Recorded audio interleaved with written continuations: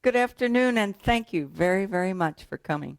I think we're going to have a fun adventure this afternoon, at least in terms of perfume bottles. Dave, are you all right on sound? Um, and just to give you a little bit of background of where we're going to go, differs a little from what Diane said, but not much. Our focus is on DeVilbiss, but we also expanded it to other perfume bottle manufacturers, perfume manufacturers that Cambridge Glass sold to, at least the ones we know about and the ones we can represent well for you.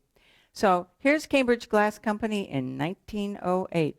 Cambridge and DeVilbiss kind of mirror each other in terms of their years. DeVilbiss lasted longer than Cambridge. It closed its perfumizer division doors in 1968. But let's take a look. All right, as Diane mentioned it, and it's a little hard to see, but these are the bottles that started all of the bottle collecting. As Diane mentioned, we started in 704 green. Toby wasn't even a glimmer in my eye at that point in time. I was in college and I bought the most expensive set of glass I could ever have imagined purchasing. It was a luncheon set for 4, minus 1 cup, because this guy's girlfriend had broken the cup, and his mother had given him this luncheon set for 4, and I saw that it was green glass and finely etched, and I said, "Oh, Jim, you can't throw that away." He said, "I don't want it. It's missing a cup." I said, "Let me buy it." $2. So that's my 704 story. But we got quickly into Cambridge Glass, and I do mean quickly. We found a lady that actually knew who Cambridge Glass was in Chicago, Illinois. She was an antique dealer. She said, "Oh, my dear, that's Cambridge." I said, "That's nice. What's Cambridge?" So 1 month later, we were at our first show. Both Toby and I were married by then, but we were at our first show and found a world of Cambridge Glass that we've loved ever since. Okay, the bottles that started it all. On your left, the 2 bottles that are there with the star stoppers are 704 Bluebell. And those were the first 2 perfume bottles that we purchased. The one on the right is interesting, although you really can't tell it very much in this picture. But it is also 704 Bluebell. We found it fairly recently. But it's completely a different size. It's a smaller, the outside's the same, but it's a smaller bottle on the inside. I've never seen one that tiny, but you can't really tell. So let's keep going. What we're going to talk about, Cambridge perfume bottles and accessories from the teens until the 40s. I'll mention the nebulizers only because the founder invented the patent. But other than that, we're not focused on the nebulizers today. So we're looking for bottles that were supplied to perfume atomizer manufacturers and also sold by Cambridge. But honestly, up front, because we were so pressed for time, we just put in a tiny amount of Cambridge bottles, all glass Cambridge bottles. DeVilbiss.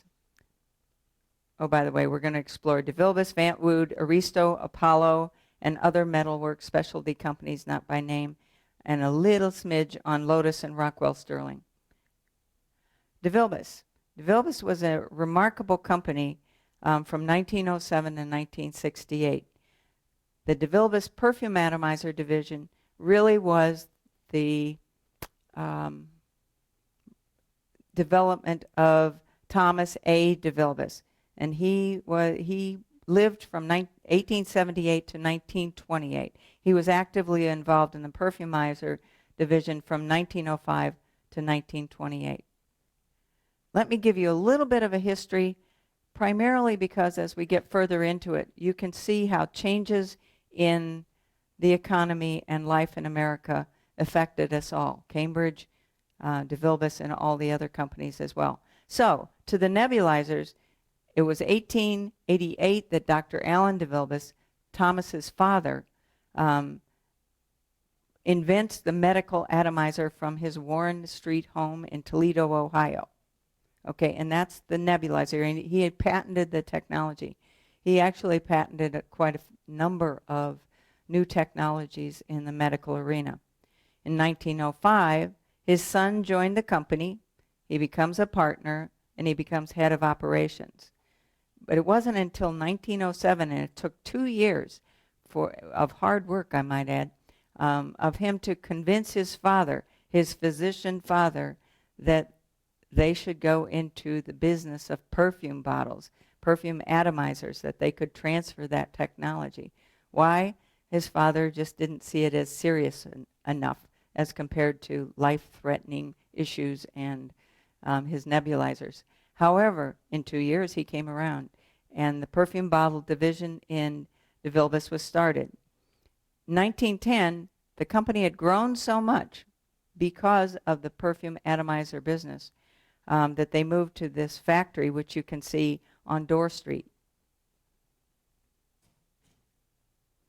1917, Dr. Allen DeVilbiss died. Tom became president and therefore had more decision-making responsibility with his executive committee. And World War I was about to start. In World War I, the company DeVilbiss supplied a lot of medical atomizers and also a new technology, paint coating systems. They would coat things for the military with their new, very sophisticated spray paints, which, by the way, became a key factor in the perfume business as the company moved forward. So now they had to have a larger building in 1924, which you can see here. That was 200,000 square feet, and they did a lot with it. And also a key name, which I'll mention later, is Frederic Villeminot, who came from France, designer, and was artistically responsible for a lot of the designs that DeVilbiss produced, asked the glass companies to produce. 1926 was the zenith of DeVilbiss perfumizer sales, and perfumizer was their patented name, their copyrighted name, which I may talk about later. Anyway, in 1926, at that zenith, they sold 1.5 million bottles for a total of $2 million. It was extremely more than the company in the atomizer nebulizer division was ever able to make. And so his father would have been proud. 1928, Tom DeVilbiss had gone to Europe on a perfume trip to explore for new bottles. And he picked up something and rapidly died at the age of 50. So that affected the company as well. Now, this is where we get into, this is really what's happening to all the glass companies out there, as well as manufacturers. 1929 was the Great Depression. 33, in terms of, because tastes were changing in terms of DeVilbiss, they were transitioning to Czech for great business reasons, and that created a relationship with Lennox, an extensive relationship with Lennox for perfume bottles.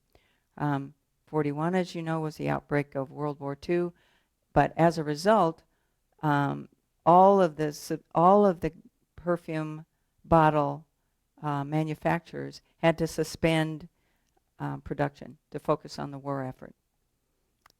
It wasn't until 1946, so 41, 46, it wasn't until 46 that they were able to resume production, perfumizer production. And of course, what was happening is the glass companies couldn't produce bottles either, so it was a total restart in 45, 46. 51, perfumizer division split off from their spray paint division and their medical products division and moved to Somerset, Pennsylvania. And then 52, they changed their buying habits again to go back to the great glass houses of Europe for bottle supply. And 68, they terminated the perfumizer production. Okay, that's the last of my history lesson. In DeVilbiss, as we developed the book, and it took us about 4 years to put that book together. We have so many boxes of records that we've acquired over many years. And obviously research materials. We visited every relevant museum. But anyway, in all of that process, as we put this together, we discovered glass company suppliers to DeVilbiss, 58 of them. We list them in the book to the extent that we can. But the important thing here is, how did they select their companies? They had a full range of product, as most of us did in the glass arena too. They had a full range of product that ranged from absolutely phenomenally expensive and exquisite to modest, where anyone within the there was affordability for anyone within the perfume bottle manufacturing. Now, DeVilbiss never manufactured a single bottle. Tom DeVilbiss always wanted to, but they never got it that far along. So he purchased bottles. And how did he pick them? He picked it by quality of glass, and there's actual ranking systems in their records of quality of glass expertise, relationships. He was a relationship type of gentleman. Cost, and the period of glass, because tastes change all the time. So what periods are we going to look at? 1907 to 1919, 1920 to 32, 33 to 49, and we'll stop before we hit 50 to 68, because it didn't affect Cambridge glass. As you can see in this image, which is a portfolio page of a leather-bound volume that's about this big by this high. They're exquisite master catalogs for DeVilbiss. But as you can see, in the middle, first, or the second, third, and fourth bottles in the middle are all Cambridge glass. In the period 1907 and 1919, who were they buying from? DeVilbiss was buying from Fostoria, Cambridge, and Bohemia. That's Bohemian suppliers. Cambridge has been around with the company from the very beginning. This bottle and box I absolutely love. It's 103 years old. It's in pristine condition. It's a Mount Vernon. You can see an early Mount Vernon. It's from 1912, and the box is just amazing. You can't see all the detail, but all the detail that it has about the perfumizers, about the returnability, because they guaranteed their product, unlike all the other manufacturers. And so if anybody had any problem, they would fix it and return it. So this is a Cambridge, one of the first Cambridge bottles. This is a Fostoria bottle. Oh, I did want to mention, at this point in time, when they first got started, Tom DeVilbiss had convinced his dad that they could do these atomizers. So the very first thing they did was take salt shakers from various companies and turn them into, using their atomizer technology, turn them into a perfume atomizer, which they called a perfumizer. Here's Fostoria. Again, you can see the salt shaker that it came from. Fostoria provide a lot in this early period, as well as Cambridge. And then as they moved forward, they very quickly, he expanded overseas. He went over to the Bohemian countries and looked at all their bottles. These two are Mosher bottles. So he picked high quality, but in this Bohemian decorated perfumizer era, there is a phenomenal range of bottles out there. This is just a teeny little fraction. Okay, they also got into making their bottles be the most elegant, the highest quality out there. So here you see in 1915 a bottle that's finely cut and polished. It's embossed with gold. They're 24 karat gold fittings, and that's why their gold lasted longer usually than their counterpart perfume bottle manufacturers. It's a tall bottle. It's about 8 inches. This is another indication of their dedication to quality as they move forward. You see the fine polished and engraving on this bottle. You can see the butterfly in the front, and you can see on the side one it's got a range of flowers on the side. It's absolutely spectacular, and I think anyone would appreciate the quality in that engraving. We don't know who did it. I suspect a company, but I don't have confirmation on it. First perfume light. They call their perfume lamps perfume lights. And they were with an art glass globe, as you can see on the right. So this is the image, and that's the first one. It was Durand Glass Company. We're moving into 1920 to 1932. Who were the major glass companies that they worked with now? And this is going to be a big section, so please be patient and bear with me. The major glass companies that they bought from at this point in time were Fry Glass, Cambridge Glass, Steuben Glass, Vineland Flint, which was Durand, Imperial Quasal, and then U.S. Tiffin and Westmoreland. So they had a good range. This is what it looked like inside their decorating department in 1925. They had a lot of people working on decorating.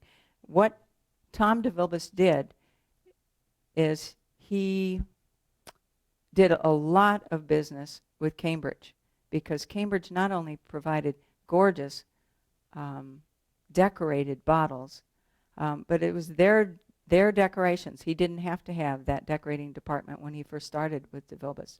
When he first started with Cambridge. So you'll find a lot of bottles throughout here that are Cambridge were actually decorated by Cambridge. Some were, in the later years, decorated by DeVilbiss. This is a large bottle. This is 10.5 inches tall. I show it because I wanted to show the diversity of both the fittings, which is the cap on the top and the collar around the bottle, and the detail on the fittings, because they were incredible in the detail and the heavy imprint that they did on some of their fittings. You can't see it, but this one has, on the collar, it has a little leaf pattern that's finely done in the metal.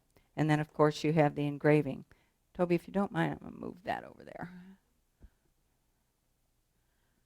Okay, 1923. This is perhaps a familiar shape for you if you've been in the museum. But it is Primrose, 1923, Cambridge etch. And you can see this comes from our etching book. It's Cambridge Decorated, etch 519. And by the way, if anyone has any questions, let's wait until the end, if you don't mind. Here's Cambridge Glass Company, Azurite perfume bottle, etch 739. Gorgeous bottle. This one is our ivory, and you can see that the identical pattern was done on a couple of other pieces, a number of other pieces in Cambridge with plate etching in the series N9. These are also Cambridge-produced bottles. The jade with the gold enamel stippling, this is a Cambridge decorating technique, not DeVilbiss. And by the way, DeVilbiss was very careful in the way they packaged all of their bottles. So you can find some gorgeous boxes. If you find a Cambridge DeVilbiss in a gorgeous box, don't get rid of the box. This is a bottle I love. This is a crystal bottle that was engraved by artists outside of Cambridge. It was engraved, we think, perhaps by the Kroll, members of the Kroll family, if you know Heisig Glass at all, because they did some work for DeVilbiss, but we haven't really nailed that. But we think, because of the technique, it could have been Kroll. But wonderful engraving on this bottle, as you can see in the close-up. This is fun because every bottle here is a Cambridge bottle in this ad.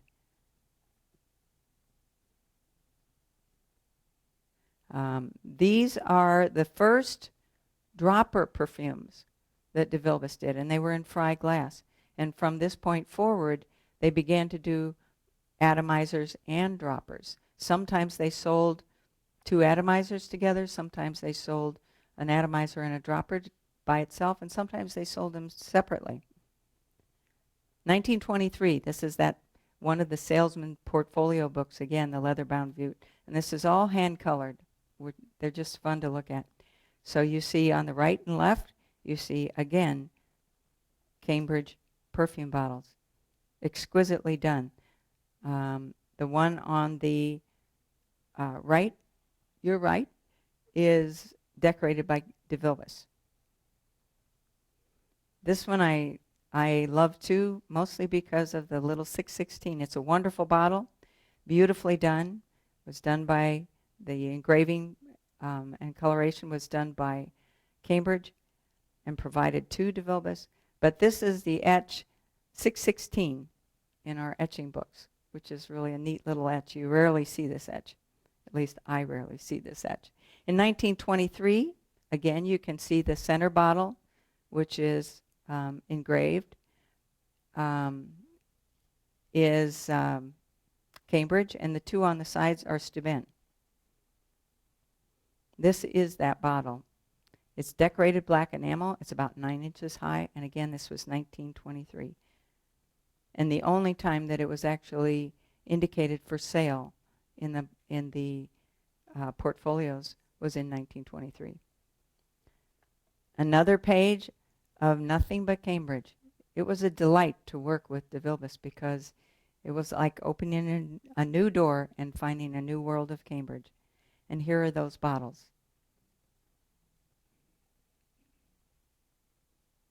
This, we don't know who manufactured this bottle, but it's in because I love it.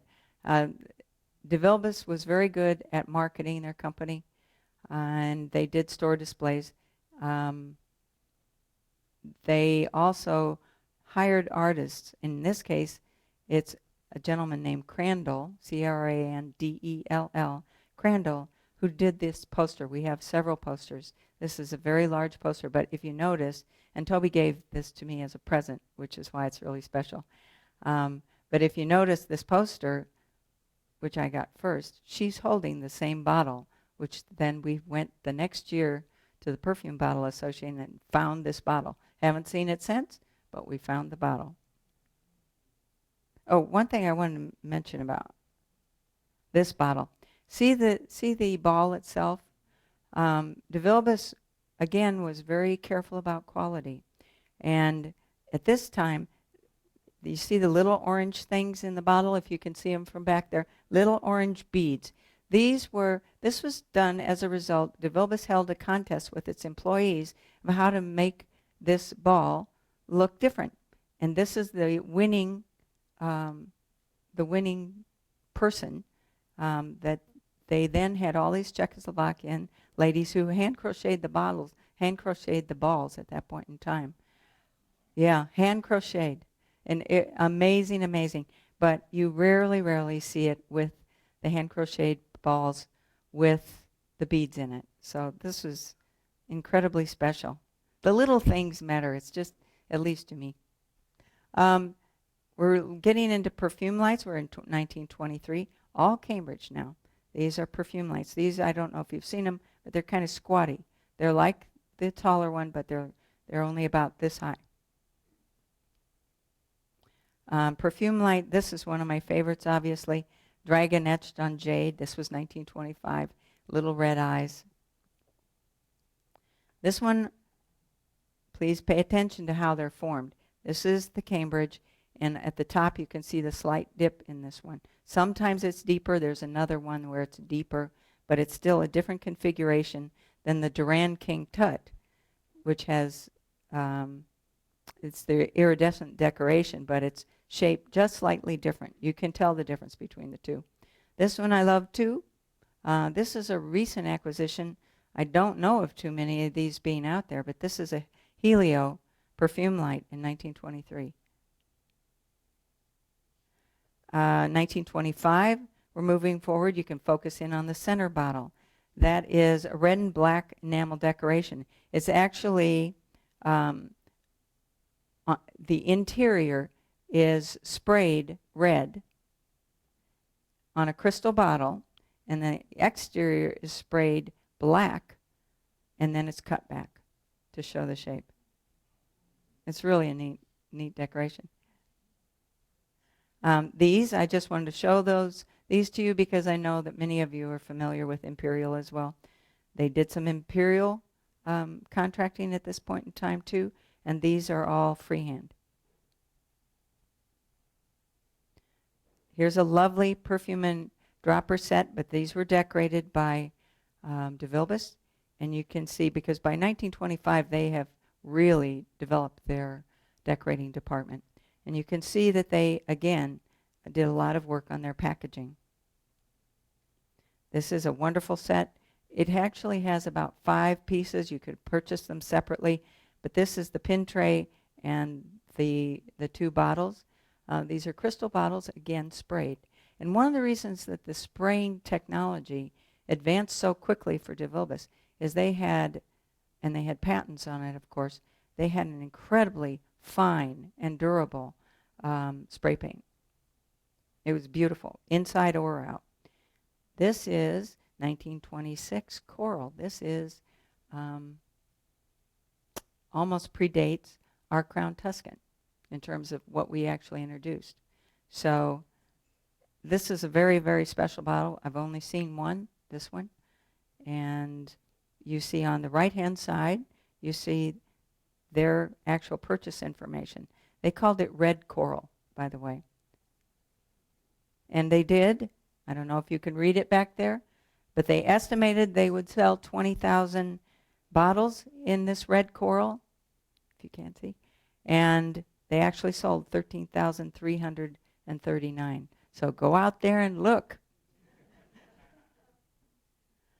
This is a beautiful piece, too. Again, this is a Cambridge bottle with an exquisite collar. And if you want to see these up close, in the book, you can see close-ups of the collar. Okay, so you can see what you're looking for. And one of the things that we tried very hard to do in the book is make sure the correct hardware was on the bottles that we displayed. 1926, this bottle, you had enameling on the inside and a sponge acid on the outside in the gold. Again, this is a DeVilbiss decoration. Another DeVilbiss, this is a lovely bottle. Sponge acid on the outside with the leaf pattern. This is just a page. We have many, many, many books that we've been fortunate enough to acquire that are original factory records. Unfortunately, DeVilbiss only put forth in the museums a modicum of their actual catalogs. Most of them are the paper salesman's catalogs, but they have all their minutes and business records that they've donated to some of the museums. However, we were able to acquire these wonderful spec sheets, specification sheets, where you see lots of things. And you'll see pricing, you'll see amount, it depends on the book. You'll see what they charged for them, what the retail price was, what the list price was. Anyway, this is a page with some bottles on it that are exquisite. This is a DeVilbiss decoration. It's a cutback. It's a black interior enamel, and it's an acid cutback, and then the gold decoration over that. I just wanted to show you that. And note the unique hardware, too. This was only done for a very, very short period of time. But if you see this hardware, I'd be looking hard at the bottle. This is another example of a beautiful bottle. Look at the hardware, what we call the fittings or hardware. You can see the spray head, and you can see the top here matches the little top as it curls around. I mean, incredible detail on some of these bottles. Moving on to Steuben, just briefly mentioning, they did a lot of business with Steuben as well. Here's one of those bottles. Here are a couple more. We call these the atomic. Gee, I can't imagine why. They look like they're about to explode. And this one is a perfume light. You take off the little top, and you put in, it's got a little cup, and you put in the perfume. And then the top has holes in it, so it warms up, and the perfume wafts into the room. This one is another image by Bradshaw Crandall. Crandall, the artist that I mentioned, he was very famous in his time as an artist. And it was amazing that De Vilbus contracted with him. They put a lot of money into it. She's holding what's called an imperial bottle. That's what these are. There's a whole line of imperials. They were relatively short-lived, but they were very high-end too. In this case, they were almost all of the ones you're looking at. They're Fry-Foval glass, if you're familiar with that. Here's another example. We're into 1926 now.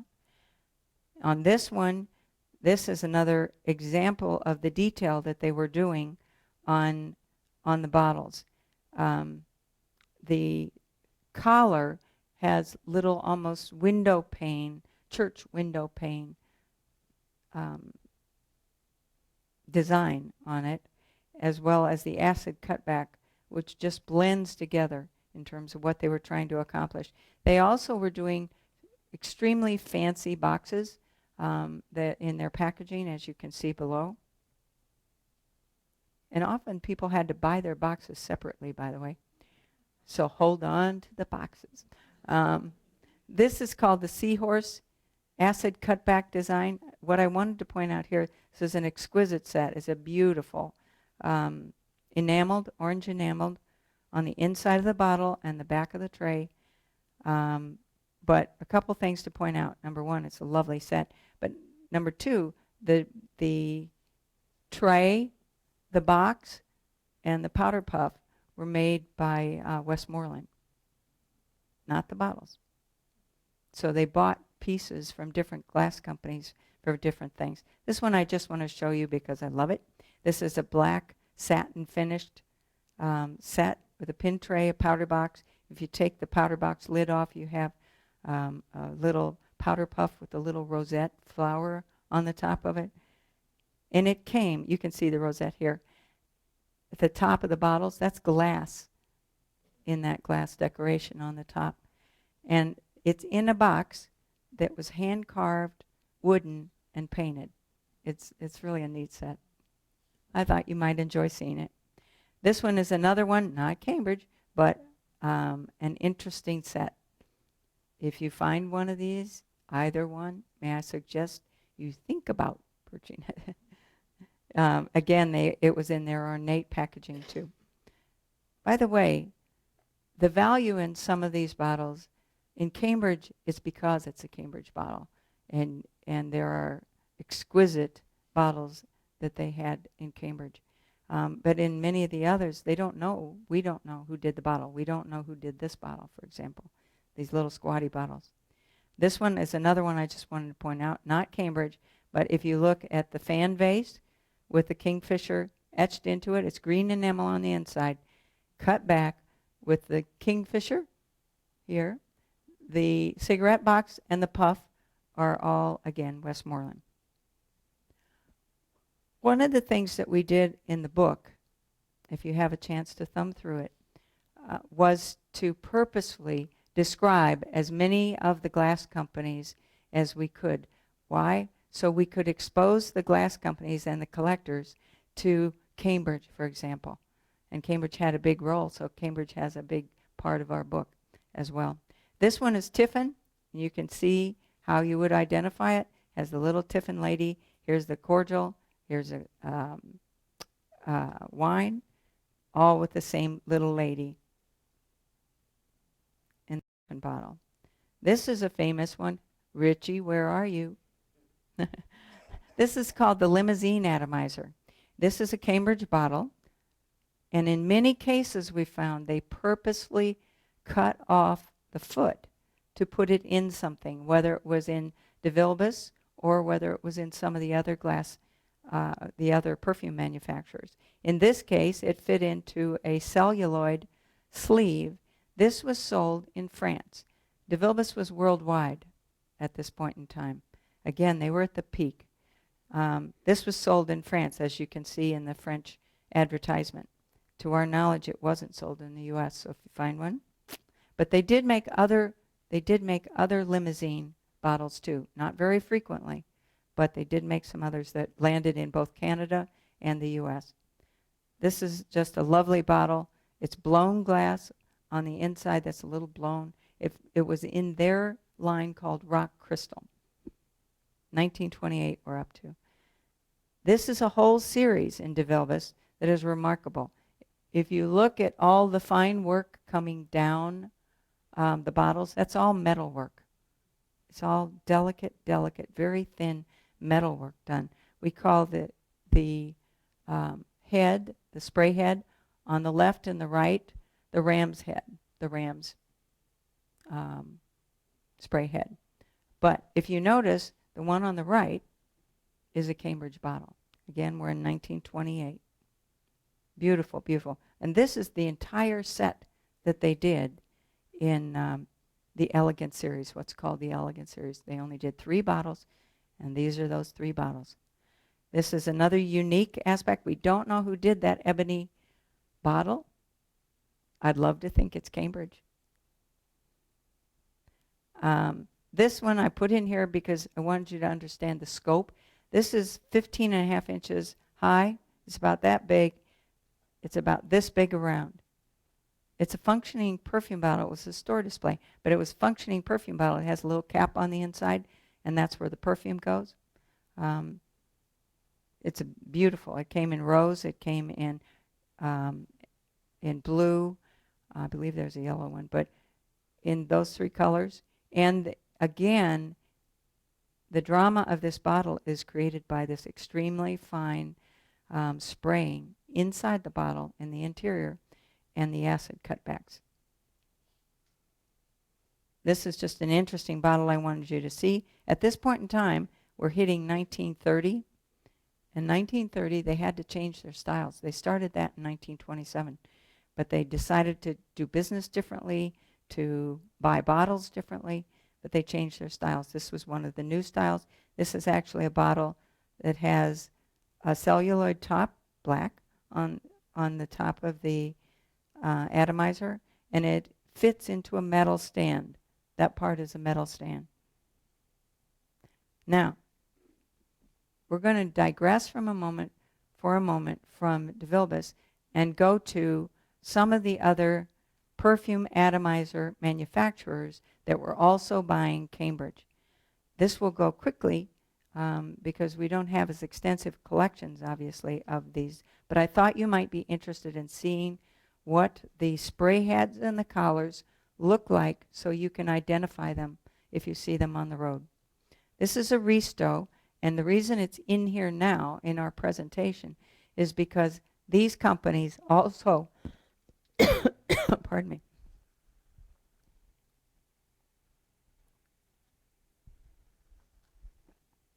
these companies were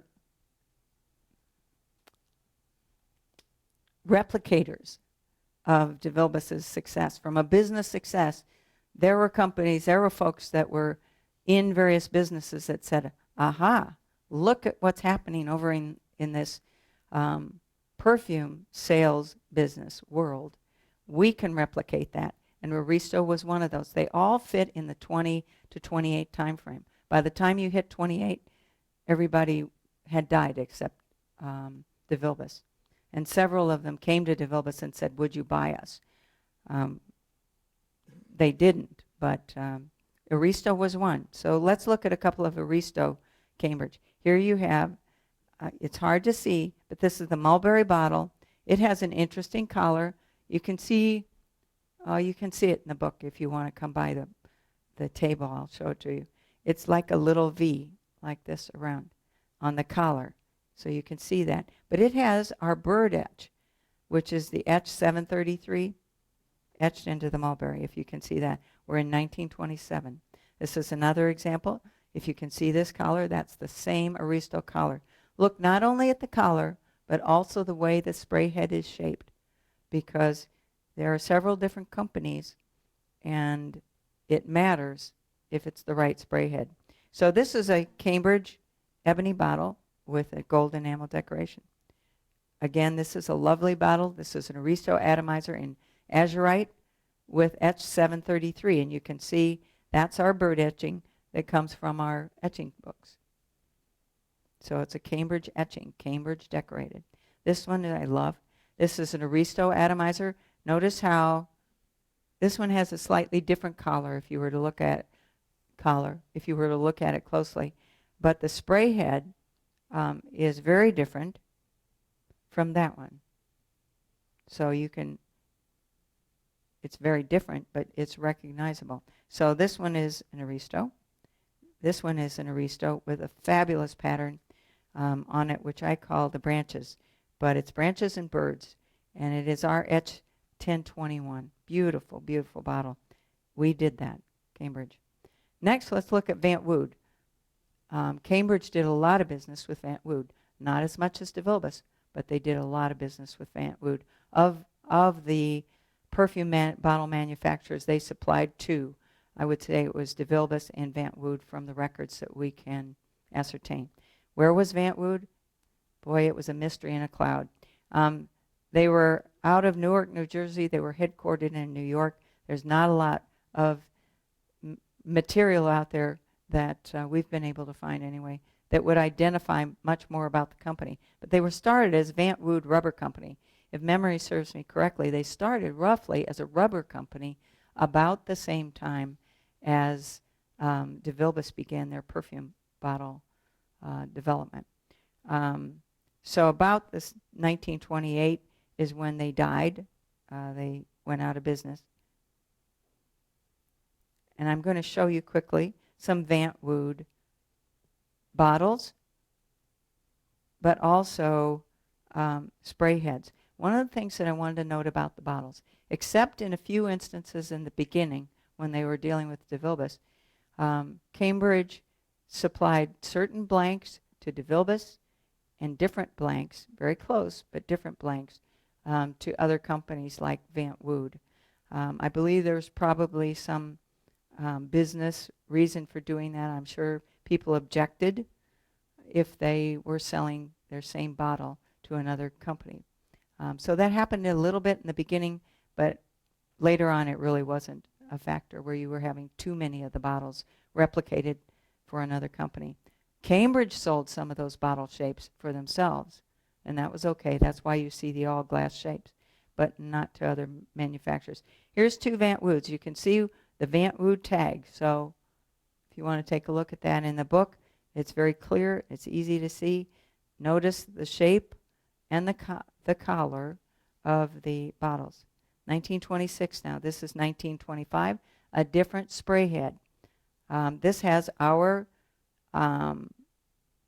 etch 705 basket and flowers on it. It's actually a vase and flowers. That's our decoration. Notice the bottle. They did sell the bottle to DeVilbiss, but not with this decoration. This one is in mulberry. It's a lovely piece. It has a screw-on dauber, unlike just one you pull in and out. This one's a screw-on for Van Wood. And that if you find a dauber, you often find it screwing on as opposed to dropping in. This one was in my favorite pattern, etch 704, 1925. Here I want to show you a comparison. On the left and right are Van Wood bottles, lovely bottles, very nicely done. In the center is a DeVilbiss. I just wanted you to see the difference in the spray head and how it's configured. When you leave this room, you can all go out and find any bottle and have an aha moment and say, aha, I know that's Van Wood. That's Cambridge Van Wood. Here's two more. These are bottles that are about this tall, by the way, the ones I had up before and this one. This is a dropper. Again, it screws in Van Wood, in our jade and primrose. These are beautiful bottles in our shape. Beautiful bottles. And it's obviously, this one's etched 515. Again, it's our etching, Cambridge's etching. Here are Van Wood atomizers that are lovely. The one on the right, the one on the left is azurite, and the one on the right is peach blow. Note the bottom of the peach blow bottle. These are produced by Cambridge. On the bottom of the peach blow bottle, it's got an octagon foot. On the other one, it's a round foot. They're both gorgeous. And by the way, you don't find this shape very often. This is a Van Wood atomizer, lovely ivory bottle with a blue enamel on it, and that's R703. We decorated it. See this label here? It says, you may not be able to read it back there, but it says 22 karat gold Van Wood in the Cambridge Triangle. Okay?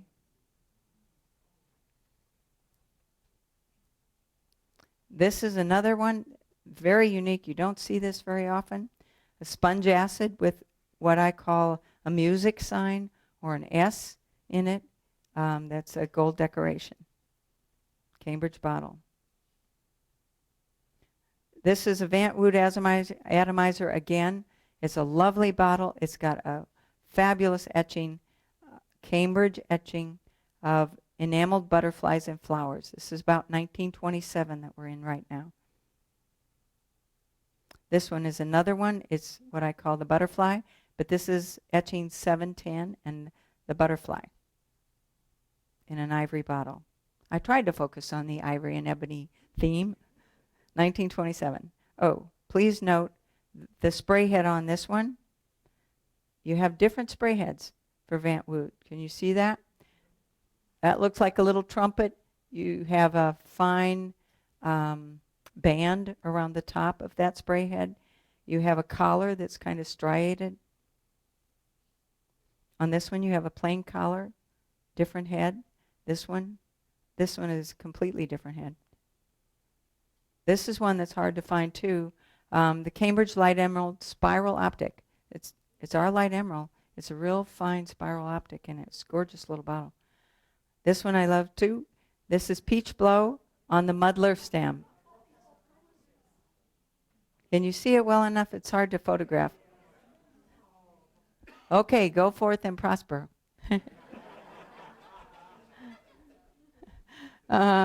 This one is another wonderful topaz. This is pressed and cut cologne. Our pattern, pressed and cut, 1925. You can see a different Van Wood tag on it. One of the reasons that you don't find Van Wood markings on it is, unlike DeVilbiss, they often used paper tags, so they obviously were taken off. Once in a while you'll find the labels. Oh, by the way, this is a store tag. These were provided, if you read it up close, it's an actual store tag. It says Van Wood on it, but it's a store tag, so the customer would see that. Don't know who did the hardware on this one, the spray head yet, but this is a beautiful Bluebell bottle, Mount Vernon. We're almost at the end, but Cambridge Perfumes by Metalwork Specialty Houses. I want to run you through it quickly because they did some phenomenal work. This is, you can see the Cambridge label on here. This is a Cambridge dropper perfume with peach blow bottle, and it's finished in a gold metal stand, and it's about 1927. Beautiful piece. This one too. This one is the oak leaf stopper, and that's about 1927 too. This one is done by Apollo. This is a wonderful set. Again, for Richie's benefit, feel great about those bottles that you're finding because they have the foot cut off.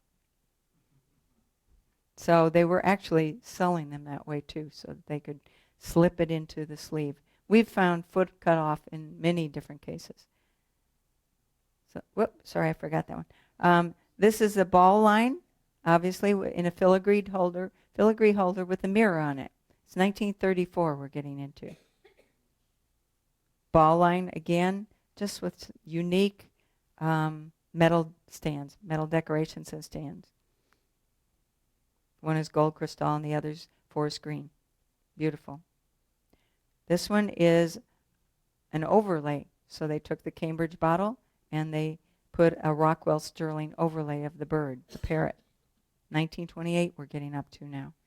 Okay, now we're going to jump from those perfume bottle manufacturers to just a few, in closing, a few Cambridge bottles. We have a vast array of Cambridge bottles, and we love our Cambridge bottles, but in interest of time, we just were bringing you a few.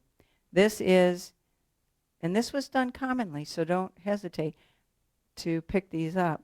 This one has a light emerald stopper and in a crystal bottle. They did that in a lot of different cases. They put colored stoppers in with different bottles, sometimes crystals, sometimes opaques. In this case, this is plate etching number 1, and it's trimmed in gold. This one is our etch 739, and it's gold encrusted, and it's beautiful. This one has an enamel floral decoration on it. This was about 1925. And I might add, see the mulberry stopper on the top? You can't see it, but it also has a decoration on the top of that stopper. This one is one of my favorites. This is early royal blue, and it's etched rose trellis and butterfly.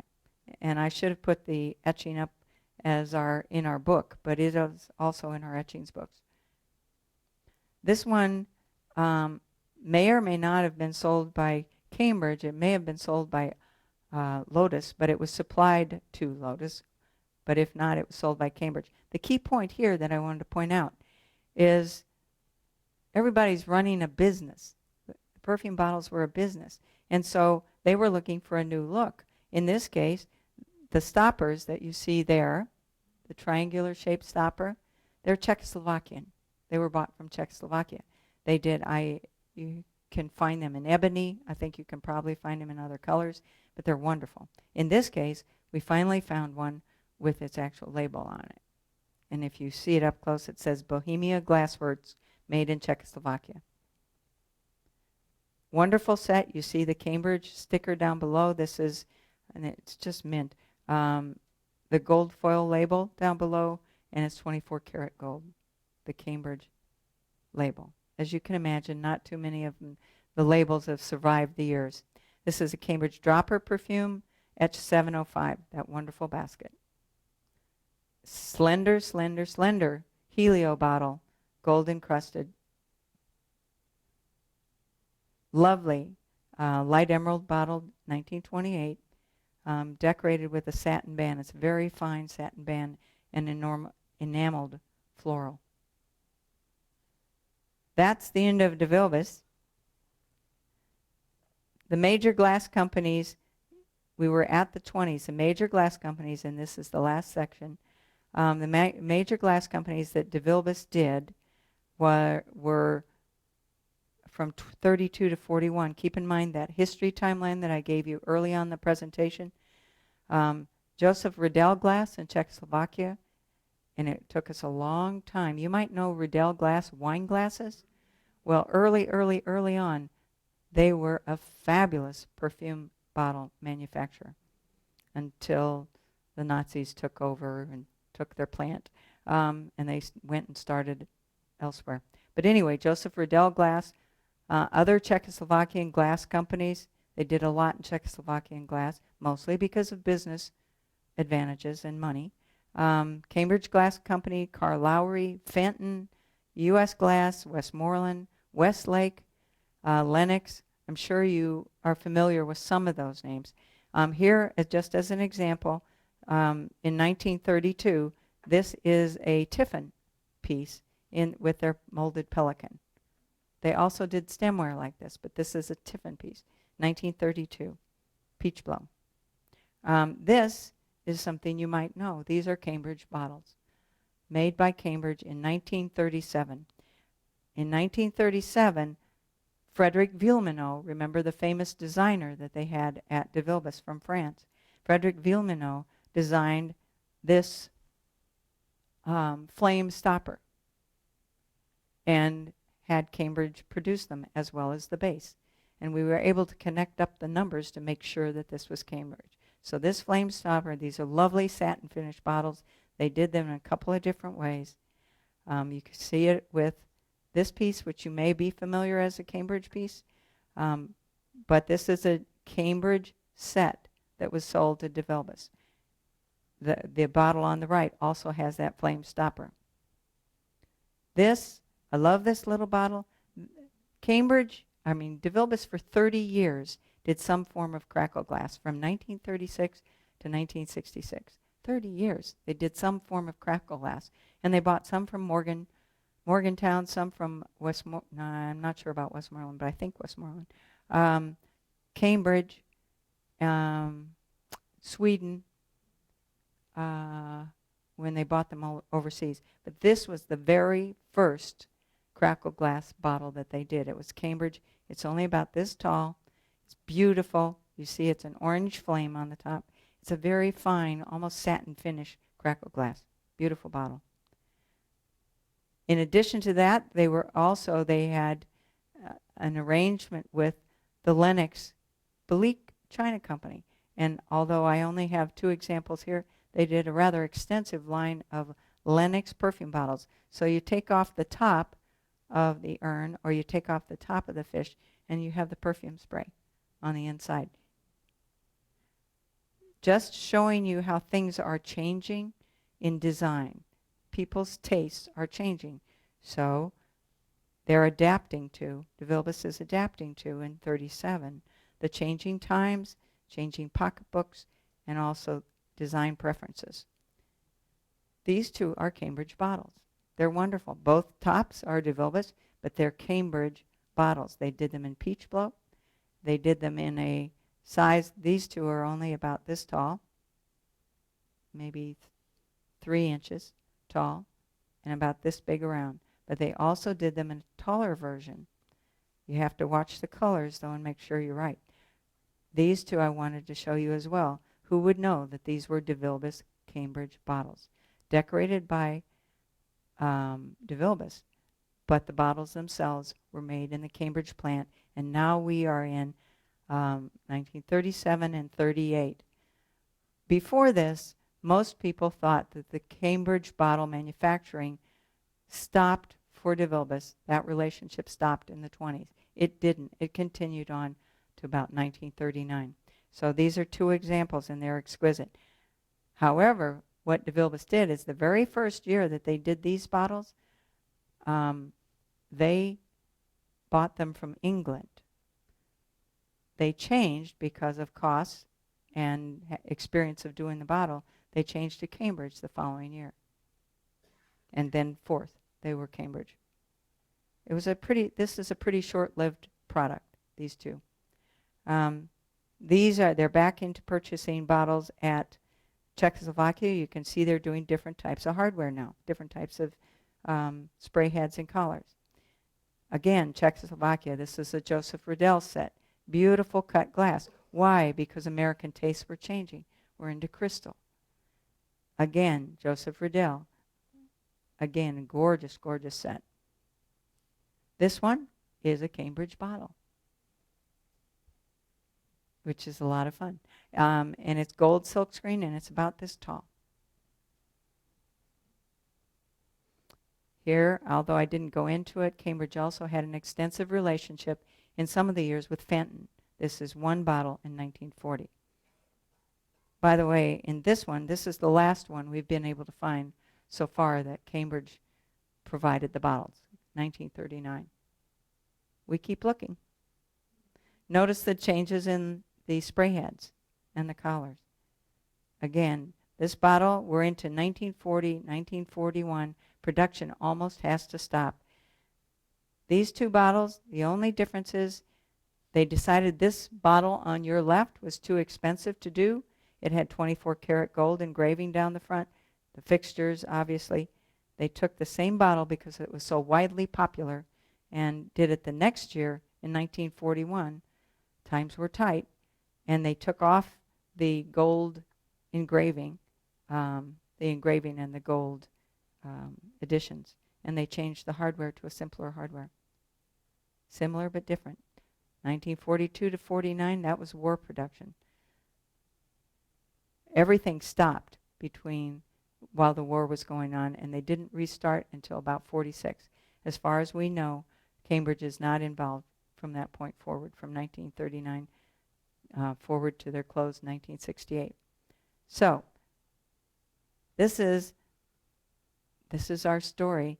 I hope you have fun listening to it. And if you'd like to look, if you brought your books, have a book, we'll, as mentioned before, we'll be just inside the show doors on the right-hand side. But most importantly, thanks very much for listening. I hope you had fun. And if you have any questions, I'll take them now. Okay.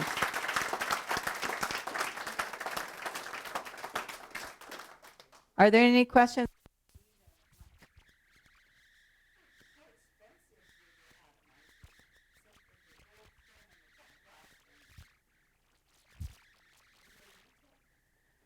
They went from relatively inexpensive, it depended on period, obviously, and the bottle, but some of them were very reasonable and modest, a few dollars, but keep in mind where dollars were at back in those times too.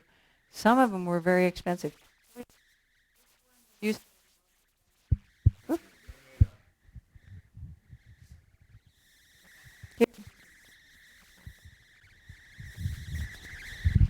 At the very peak of their opulent period in the late 20s, they were actually making products, some of the DeVilbiss Imperial and some very, very ornate perfume lamps that you did not see that were priced in the $80 range, and if you run a equivalent dollars today, it's about $1,000.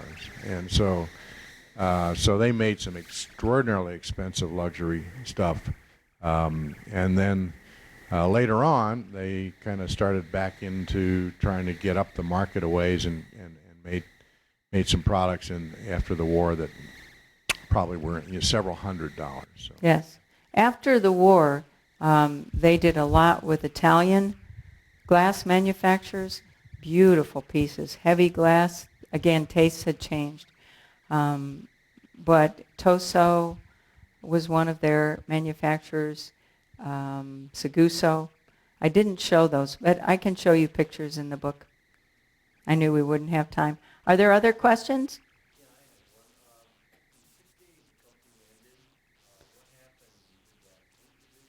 No, the perfume bottle division was closed. You have to picture again, we go back to business, what it's really like. So when it started, you had atomizers, and that was supreme. Medicinal atomizers and other medicinal equipment that were patented. And then in the perfume era, they developed that special spray technology, which was wildly used during the war on military equipment and everything else. So after the war, they went back to perfume business. But at the same time, that spray paint business just went off the charts high. So you had industrial guys in the spray paint business and the perfume bottles. I don't think they were ever close buddies. They might have been friends, but they saw it, and it truly was, from a business perspective, perfume bottles were very much on the decline. In terms of the perfume bottle division, the dollars were declining because at the same time you had more and more and more commercial bottles where you bought the perfume in the bottle. In the original state, you went to your store, you bought the bottle, and you picked out your perfume and you put it in your bottle. But by the 50s, 40s, 50s, 60s, that was a totally different story. So you could get wonderful perfume in gorgeous bottles, commercial bottles, and people's tastes had changed. So the perfume bottle division had really diminished in size, and they finally decided to close it. But to your question, what happened? The spray paint business today continues, as well as the healthcare products. Yeah.